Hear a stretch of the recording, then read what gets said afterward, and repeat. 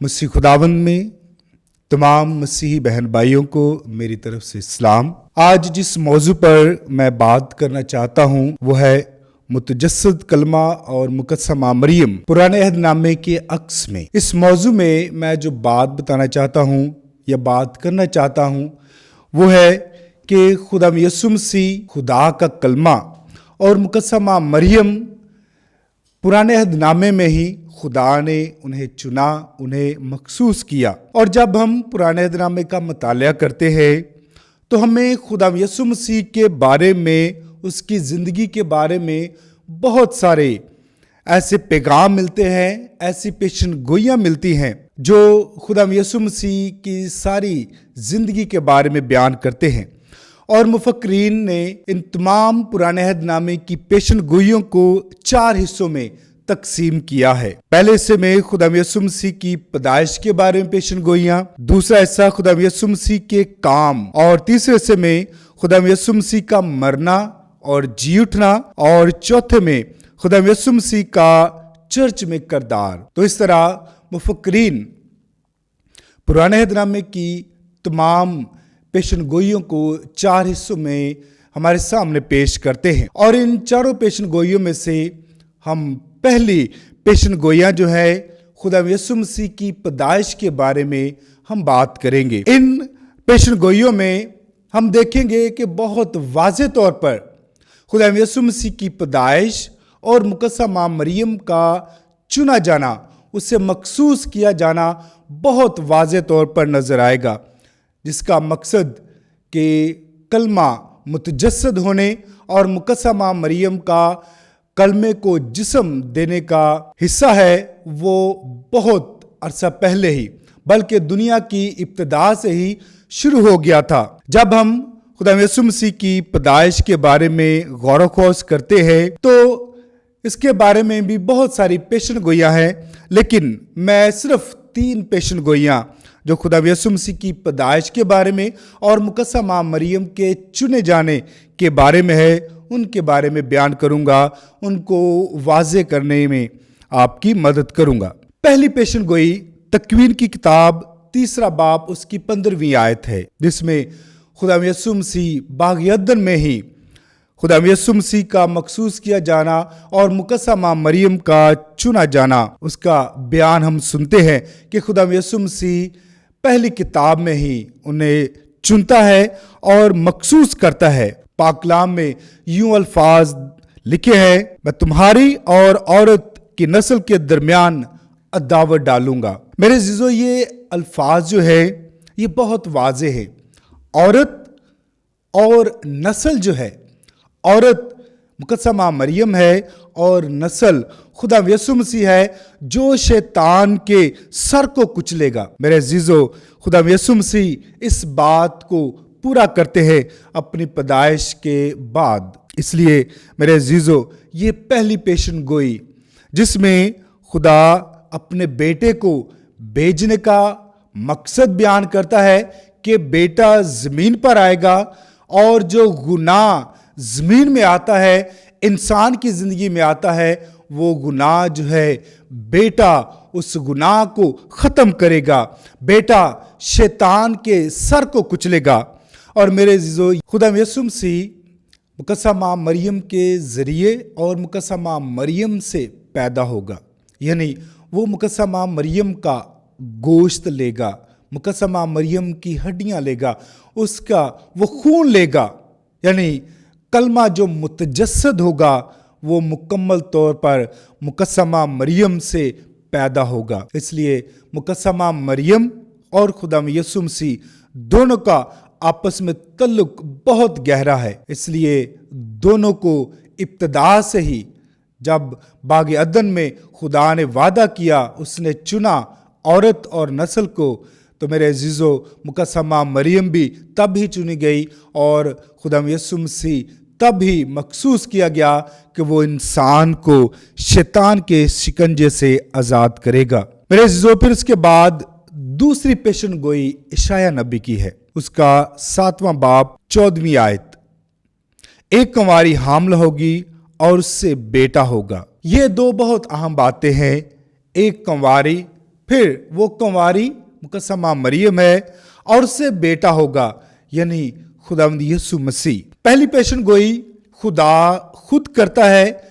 مقدسہ مریم اور خداوند یسوع مسیح کے بارے میں بتاتا ہے، لیکن یہ پیشن گوئی جو ہے یہ اشعیاء نبی کے ذریعے سامنے آتی ہے، اور اس پیشن گوئی میں اشعیاء نبی صرف یہ نہیں بتاتا ہے کہ ایک کنواری حاملہ ہوگی اور اسے بیٹا ہوگا، بلکہ یہ کہتا ہے کہ اس کا نام ایمینوئل ہوگا، جس کا مطلب کہ خداوند ہمارے ساتھ ہے۔ اشعیاء نبی کی جو پیشن گوئی ہے وہ یہ ہے کہ خدا دوبارہ انسان کے ساتھ رابطہ کرے گا، دوبارہ انسان کے ساتھ ملاپ کرے گا، خدا دوبارہ انسان کے پاس آئے گا، انسان کے ساتھ رہے گا۔ یعنی خدا یسوع مسیح کی پیدائش جو ہے یہ دراصل خدا کا واپس زمین پر آنا ہے۔ میرے عزیزو، ہم سب جانتے ہیں کہ شروع میں جب کائنات بھی نہیں تھی تو روح خداوند پانیوں پر جنبش کرتا تھا۔ پھر جب اس نے کائنات بنائی تو خدا آدم اور مائی ہوا کو ملنے کے لیے، ان سے بات چیت کرنے کے لیے باغ عدن میں آتا تھا، لیکن یہ گیپ تب آیا جب مائی ہوا اور باب آدم نے حکم عدولی کی، خدا کے خلاف گئے، تو انسان اور خدا کے درمیان فاصلہ آ گیا، اور اشعیاء نبی اس فاصلے کو دوبارہ کم کرنے کی بات کرتا ہے کہ خدا دوبارہ انسان کے درمیان آئے گا، ایمینوئل، کہ خداوند تمہارے ساتھ ہے۔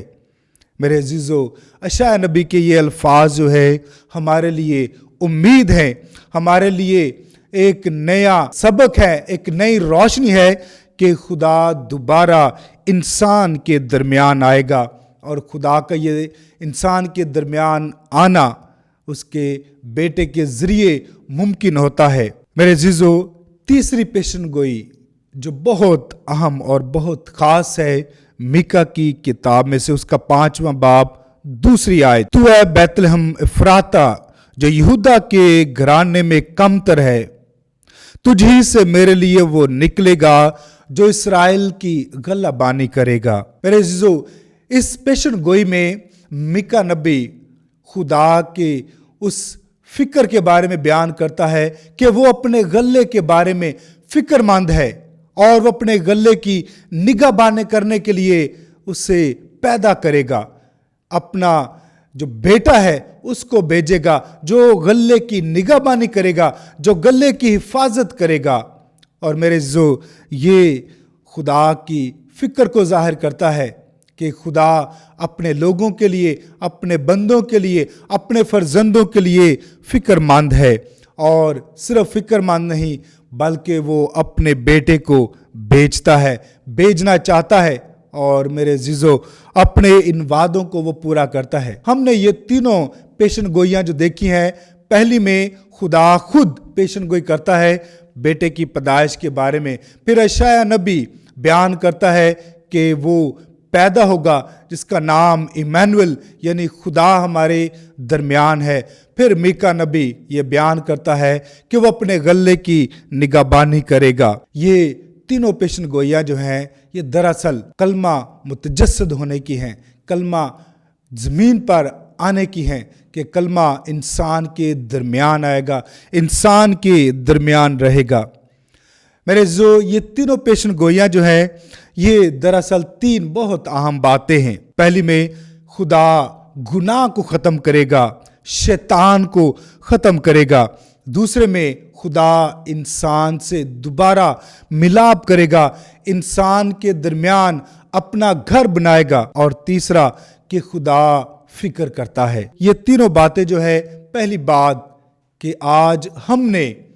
اس گناہ کو ترک کرنا ہے۔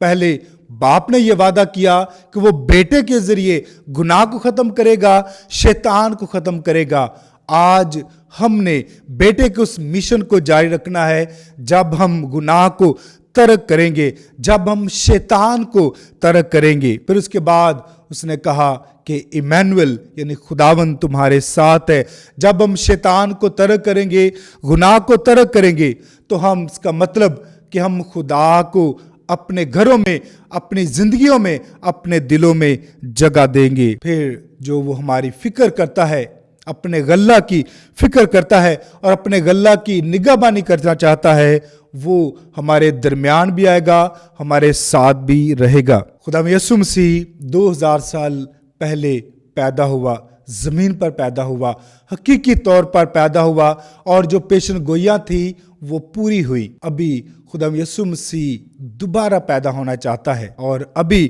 خدا یسوع مسیح ہمارے دل کی چرنیوں میں پیدا ہونا چاہتا ہے۔ ابھی خدا یسوع مسیح ہمارے گھرانوں میں، ہماری زندگیوں میں پیدا ہونا چاہتا ہے، اور یہ تب ہی ممکن ہے جب ہم بھی مقدسہ مریم کی طرح یہ نعرہ بنائیں گے کہ میرے لیے تیرے قول کے موافق ہو۔ جب ہم یہ الفاظ کہیں گے تو پھر ہم شیطان کو ترک کریں گے، پھر ہم خدا کی مرضی کو قبول کریں گے، اور جب خدا کی مرضی کو قبول کریں گے تو خدا ہمارے دل کی چرنیوں میں پیدا ہوگا، اور پھر خدا ہماری فکر نہیں بلکہ وہ ہمارے ساتھ رہے گا۔ آئے ہم سب اس کرسمس کے موقع پر یہ وعدہ کریں، اپنے ساتھ عہد کرے، میں بھی مقدسہ مریم کی طرح یہ کہوں کہ میرے لیے تیرے قول کے موافق ہو۔ جیسے مقدسہ مریم نے کلمے کو قبول کیا اور کلمہ متجسد ہوا، اس نے جسم دھارا، ویسے ہی کلمہ آج بھی ہمارے کردار کے ذریعے، ہمارے الفاظ کے ذریعے جسم لینا چاہتا ہے، لیکن یہ تب ہی ممکن ہے جب ہم واقعی خدا کے کلمے کو قبول کریں گے، جب ہم اس کے کلمے کو اپنی زندگیوں میں قبول کریں گے، اور وہ کلمہ ہمارے کردار اور الفاظ سے ظاہر ہوگا۔ مسیح ہمارے خداوند کے وسیلہ سے آمین۔